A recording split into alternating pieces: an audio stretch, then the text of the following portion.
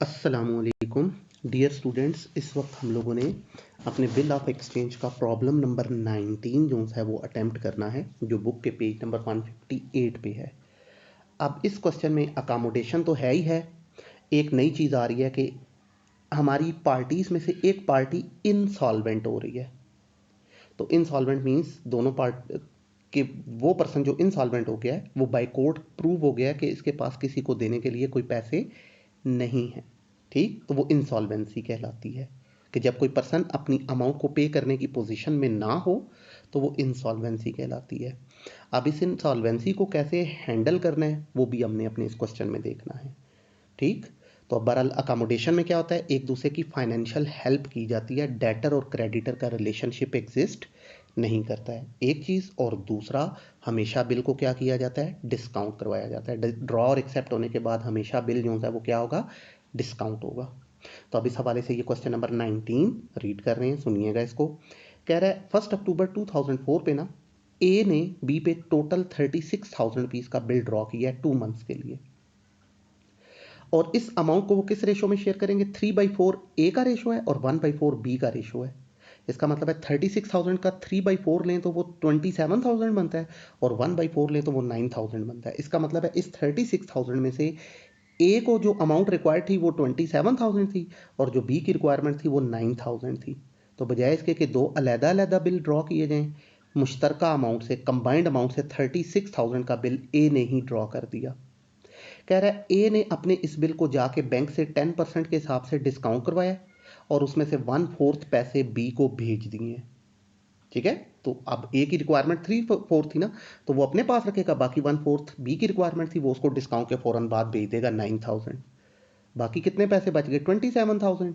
अब ए फिर रिस्पॉन्सिबल है कि वो ड्यू डेट से पहले 36,000 बी तक पहुंचाए, क्योंकि जो पार्टी बिल ड्रॉ करेगी उतनी अमाउंट उसने ड्राई तक पहुंचानी होती है ड्यू डेट तक। तो अब 36,000 में से 9,000 डिस्काउंट के फौरन बाद भेज दिए हैं, तो बाकी जो 27,000 बच गए हैं वो ए की तरफ से बी को फिर ड्यू डेट पे पहुंचने हैं, ताकि बी फिर अपनी एक्सेप्टेंस को मीट करे। अब वो कह रहा है जब बिल की ड्यू डेट आई तो बी जो है वो इस पोजीशन में नहीं था कि वो बिल को मीट कर सके, लिहाजा बिल डिसऑनर हुआ। 120 रुपीज़ नोटिंग चार्जेस लगे और 600 रुपीज़ इंटरेस्ट के साथ 2 माह के लिए दोबारा से नया बिल बन गया। ठीक है, तो आप क्वेश्चन को यहाँ तक रिकॉर्ड करते हैं, फिर आगे देखते हैं कि फर्दर क्या मेंशन कर रहा है। तो अब सबसे पहले यहाँ पर आए तो journal of A, journal of B.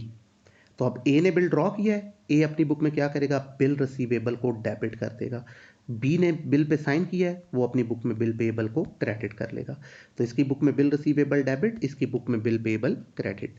अब एक के पास क्रेडिट टाइटल नहीं है और दूसरे के पास डेबिट टाइटल नहीं है, तो ये एक दूसरे को क्रेडिट और डेबिट कर लेंगे। ए अपनी बुक में क्रेडिट करेगा बी को और बी अपनी बुक में डेबिट कर लेगा ए को।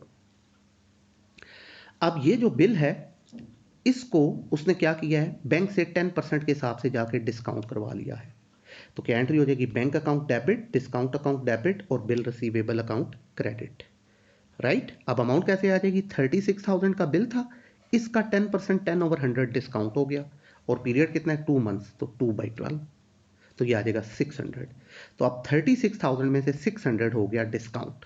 राइट, तो अब इसलिए बैंक को डेबिट चला जाएगा 35,400 का, डिस्काउंट डेबिट होगा 600 से और बिल रिसीवेबल क्रेडिट हो जाएगा 36,000 से। ड्राई इस स्टेप को अपनी बुक्स में रिकॉर्ड नहीं करता है, no entry in the books of dry. ठीक, अब डिस्काउंट करवा के ये जो ए को पैसे मिले हैं वो कह रहा है इन पैसों में से 1/4 ऑफ द अमाउंट ए ने बी को ट्रांसफर कर दिया है। तो अब बैंक और डिस्काउंट दोनों डेबिट हुए थे, इन दोनों अमाउंट्स का 1/4 बी को जा रहा है।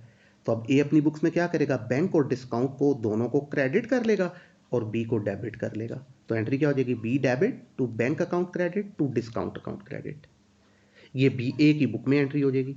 अब यही अमाउंट्स वैल्यू कैसे आएंगे वो भी देखते हैं। अब यही अमाउंट बी ने रिसीव की है तो बी इसके अगेंस्ट क्या एंट्री पास कर लेगा, वो बैंक और डिस्काउंट दोनों को डेबिट कर लेगा और ए को क्रेडिट कर लेगा। ठीक है, कि डिस्काउंट के बाद कितने पैसे भेजे हैं, 1/4।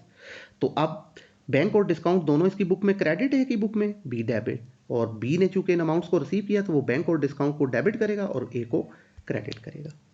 ये हो गई एंट्री। अब वैल्यूज कैसे आएंगी देखें, डिस्काउंट करवा के कितने पैसे मिले थे 35,400, ये अमाउंट है। इसका 1/4 लें तो ये बैंक के सामने आ जाएगा 8,850। डिस्काउंट कितना था 600, इसका 1/4 लें तो ये डिस्काउंट के सामने आ जाएगा 150। ठीक है, बिल की अमाउंट कितनी थी 36,000, इसका 1/4 लें तो ये बी के सामने आ गया 9,000। अब यही वैल्यूज इसने रिसीव कर ली हैं तो ये इसकी बुक में यहाँ आ गई। अब ए की तरफ से बी को जो टोटल पैसे जाने चाहिए वो कितने जाने चाहिए 27,000 और 9,000 जो अभी भेजे हैं 36 में से, तो बाकी 27,000 बच रहे हैं। अब वो कह रहा है बाकी के जो 27,000 है ना वो भी ए ने बी को ड्यू डेट पे फिर भेज दिए। तो ड्यू डेट पे जो पैसे भेजे जाते हैं उसमें डिस्काउंट शेयर नहीं होगा। डिस्काउंट करवाने के फौरन बाद जो पैसे भेजे जाते हैं ना उसमें 60 डिस्काउंट इन्वॉल्व होता है। ठीक है, जब 1/4 पैसे भेजे थे तो देखिए इस एंट्री में 60 डिस्काउंट लिया था हमने, लेकिन जब ड्यू डेट पे बाकी के पैसे भेजेगा तो वहां डिस्काउंट नहीं आएगा। तो बहरहाल ड्यू डेट पे ए ने फिर बी को पेमेंट की है, तो ए ने पैसे दिए हैं, ए अपनी बुक में बैंक को क्रेडिट करेगा, बी ने पैसे लिए हैं, बी अपनी बुक में बैंक को डेबिट कर लेगा। अब एक पार्टी के पास डेबिट नहीं है, एक के पास क्रेडिट नहीं है, तो ए अपनी बुक में बी को डेबिट करेगा और बी अपनी बुक में ए को क्रेडिट करेगा। अमाउंट कितनी है 27,000, ये उसने मेंशन नहीं किया है, उसने कहा बाकी के पैसे भेज दिए। तो बाकी कितने बचे 36 में से 1/4 9,000 बनते हैं, वो डिस्काउंट के बाद भेजे थे, तो जो बाकी बचते हैं वो 27 है, तो वो भी ड्यू डेट पे भेज दिए। ठीक, तो ए की जो रिस्पॉन्सिबिलिटी है वो हो गई ओवर। अब बी की रिस्पॉन्सिबिलिटी है कि वो ड्यू डेट पे बिल की अदायगी अब कर दे। अब वो मेंशन कर रहा है कि ड्यू डेट पे ड्रॉई ने इस बिल की पेमेंट नहीं की है, मींस डिसऑनर की है उसने। तो अब ड्रॉई ड्यू डेट पे चाहे बिल के पैसे दे चाहे ना दे वो डेबिट करेगा बिल पे एबल अकाउंट को। अब अगर पैसे दिए हैं तो ये क्रेडिट करेगा कैश को, पैसे नहीं दिए तो क्रेडिट किसको कर देगा ए। तो पैसे नहीं दिए इसलिए ए क्रेडिट। अब चूंकि साथ नोटिंग चार्जेस भी लगे थे तो नोटिंग चार्जेस की एंट्री अलहदा से नहीं होती है, उसको डिसऑनर वाली एंट्री के अंदर ही ट्रीट करते हैं। तो अब नोटिंग चार्जेस को भी ड्राई अपनी बुक्स में डेबिट कर लेगा।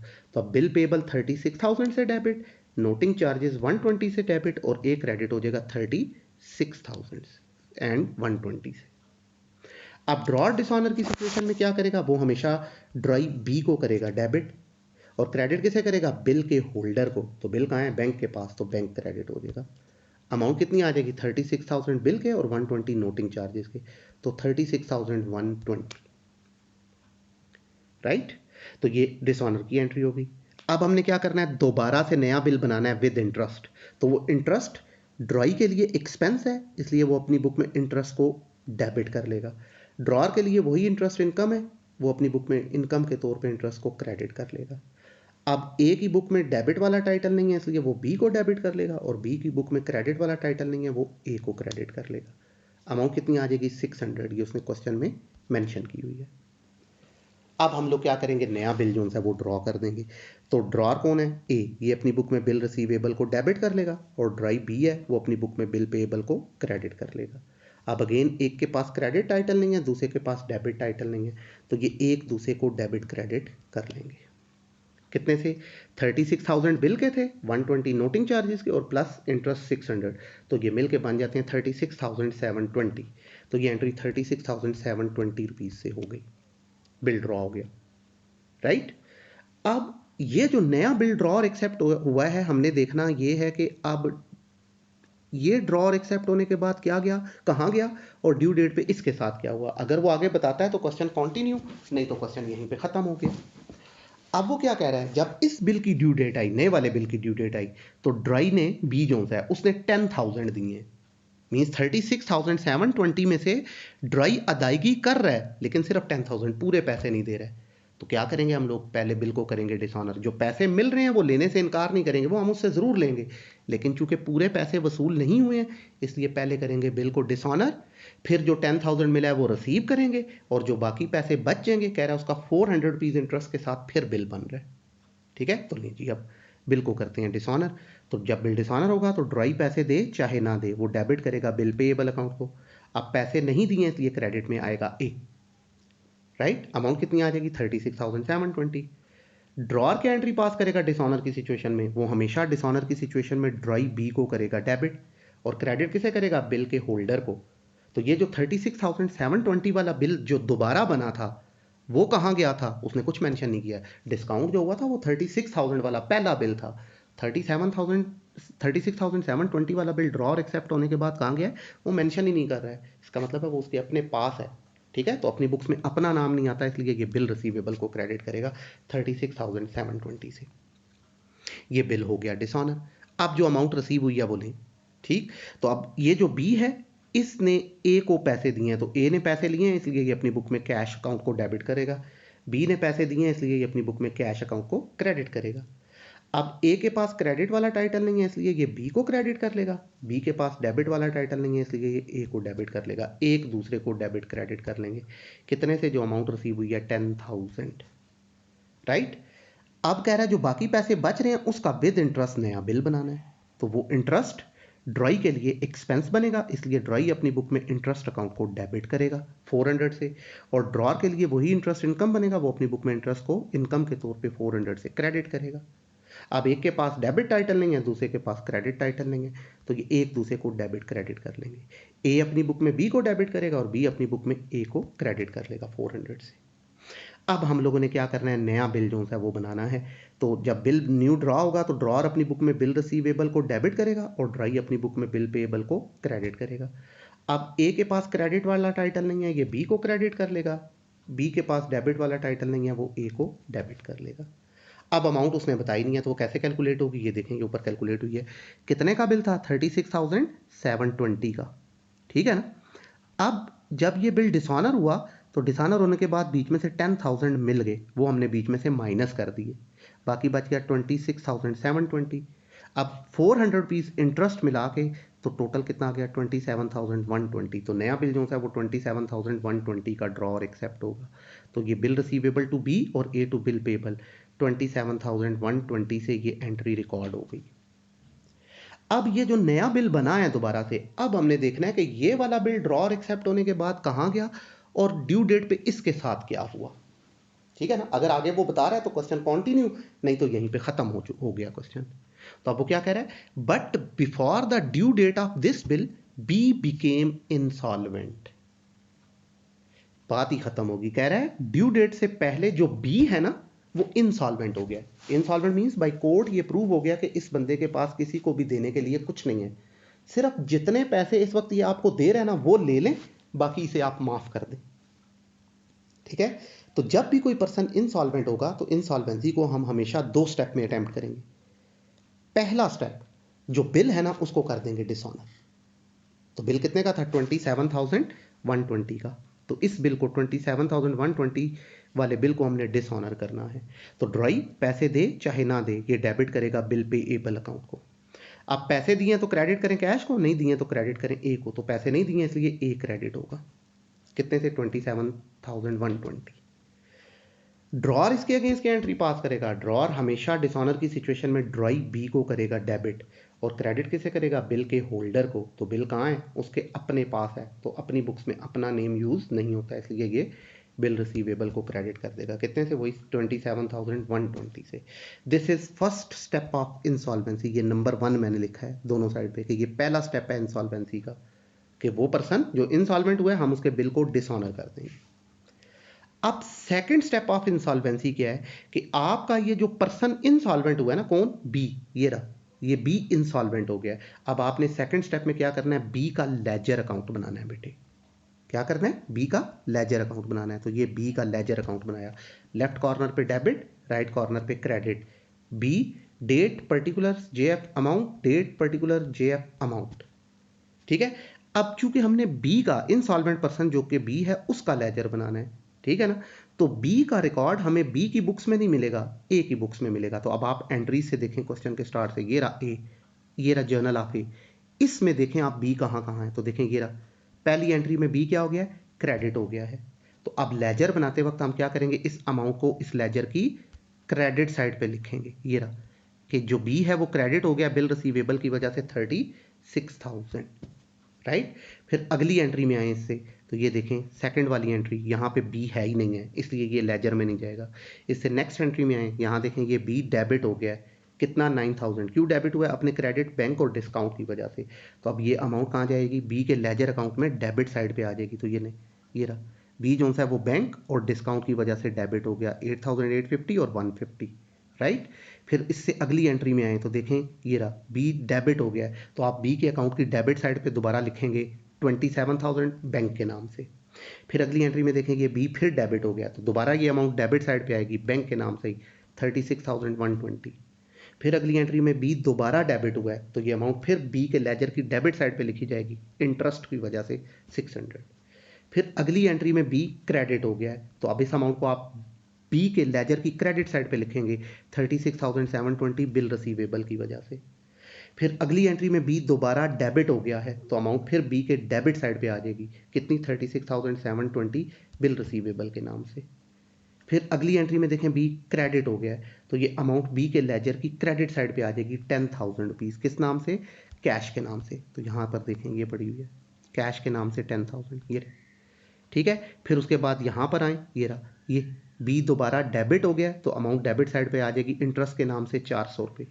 फिर इस एंट्री में बी जो है वो क्या हो गया है, क्रेडिट हो गया है, तो ये अमाउंट अकाउंट की क्रेडिट साइड पे चली जाएगी बिल रिसीवेबल के नाम से, कितनी 27,120। फिर ये देखें यहाँ तक पहुँचे हम लोग, स्टेप 1 तक रिकॉर्ड किया था, तो ये बी दोबारा डेबिट हो गया है, तो ये अमाउंट दोबारा बी की डेबिट साइड पे आ जाएगी किस नाम से, बिल रिसीवेबल अकाउंट के नाम से 27,120, राइट। अब हम क्या करेंगे, अपने इस इंसॉल्वेंट पर्सन के लेजर को क्लोज कर देंगे। तो ये लेजर आपके पास बना हुआ है, तो देखें ये अमाउंट भी लिखी है हमने, ये भी, ये भी, ये भी, ये भी, ये भी, ये भी है, ये भी है, ठीक है, डेबिट साइड पे। और क्रेडिट साइड पे ये अमाउंट भी पड़ी हुई है, ये भी पड़ी हुई है, ये भी पड़ी हुई है, और ये भी पड़ी हुई है, ठीक है ना। ये वाली अमाउंट अभी नहीं आई है हमारे पास। अब आप क्या करेंगे, बी की के लेजर को जब क्लोज करेंगे इंसॉल्वेंट पर्सन के, तो इसकी जो डेबिट साइड है इसका टोटल हमेशा ज्यादा होगा, और जो क्रेडिट साइड है इसका टोटल हमेशा कम होगा। अब डिफरेंस आ रहा है बेटे हम लोगों के पास, ये 27,120, डेबिट ज्यादा है क्रेडिट कम है, डिफरेंस है 27,120। अब बी से कहा जाएगा, ये वो अमाउंट है जो अब हमने बी से असल में रिसीव करनी है। बी से कहा जाएगा कि ये 27,120 रुपीज आप हमें अदा करें, ठीक है ना, 27,120 रुपीज दें आप। तो वो तो इस पोजीशन में नहीं है कि ये पैसे दे सके। अब जितने पैसे मिल रहे हैं सिर्फ वो लेने हैं। तो देखें वो क्या कह रहा था, B became insolvent and fine a dividend of 25 paisa in a rupee was received from his estate. आपको उससे कितने पैसे मिले हैं, 25 पैसा इन अ रुपी। तो 25 paisa in a rupee means 25%। तो आपको 25% अमाउंट मिल गई है। तो आप क्या करेंगे, इस 27,120 का 25% लें, तो 27,120 मल्टीप्लाइड बाई 25 डिवाइडेड बाई 100, तो ये आ जाएगा बेटे 6780। ये पैसे आपको उससे वसूल हो गए हैं। अब इनर कॉलम में आप इसको लिखेंगे 6780, किस नाम से, कैश के नाम से। अब 27,120 में से 6,780 मिल गए, बाकी 20,340 रुपीज आपको उसे माफ करने पड़ेंगे। तो उनको नाम क्या दे देंगे आप, बैड डेट्स। ये आपके बैड डेट्स हो गए, डूब गए ये पैसे, ठीक है। वो अमाउंट जो हमें हमारे कस्टमर से रिकवर ना हो उसे बैड डेट्स कहा जाता है, ठीक है। अब ये जो 27,120 है ना, जिसके ये दो हिस्से हैं, इसको अब हमने रिकॉर्ड करना है सेकंड स्टेप में। तो अब इसकी एंट्री क्या होगी, वो अब यहाँ पे आ जाएगी, ये रहा जी सेकंड स्टेप ऑफ इंसॉल्वेंसी। तो बी की डेबिट साइड ज्यादा है, इसका मतलब है ये जो बी है इसने पैसे देने हैं, जिसकी डेबिट साइड ज्यादा होती है उसने पैसे देने होते हैं। तो फिर ए ने पैसे लेने हैं। तो अब जब पैसे ए वसूल करेगा तो क्या एंट्री पास करेगा, अब वो अपनी बुक में कैश को करेगा डेबिट। अब चूंकि उसको पूरे पैसे तो मिले ही नहीं है, कुछ डूब भी गए, ठीक है ना, बैड डेट्स हो गए, तो साथ बैड डेट्स भी डेबिट। तो ये एंट्री करेगा कैश अकाउंट डेबिट और बैड डेट अकाउंट डेबिट और बी क्रेडिट। तो अब टोटल 27,120 से बी क्रेडिट हो जाएगा, कैश बीच में से 6,780 से डेबिट हो जाएगा, और जो डिफरेंस है वो बैड डेट्स को चला गया। अब यही अमाउंट बी ने पे की है, तो जब बी ये अमाउंट पे करेगा तो क्या करेगा, ये अपनी बुक में ए को डेबिट करेगा, जो पैसे इसने दिए हैं उसके लिए ये कैश को क्रेडिट कर लेगा 6780 से। जो पैसे बी पे नहीं कर पाया वो उसकी डेफिशिएंसी रही है, कब डेफिशिएंसी कमिंग को कहा जाता है, तो ये डेफिशिएंसी साथ क्रेडिट हो जाएगी 20,340 से, ठीक है। तो ये सेकंड स्टेप ऑफ इंसॉल्वेंसी भी कंप्लीट हो गया है। तो ये नंबर 2 लिखा है मैंने, रोमन 2, ठीक है। और ये जो क्रॉस लगाया मैंने ये लेजर का साइन है, वहां पे आपने नहीं लगाना है बेटे, ये आपको समझाने के लिए कि इस एंट्री को पास करने से पहले, रिकॉर्ड करने से पहले आपने लेजर अकाउंट बनाया, फिर ये वाली एंट्री आई है, ठीक है। तो ये था बेटे हमारा क्वेश्चन नंबर कौन सा 19 जो कंप्लीट हुआ। ठीक है,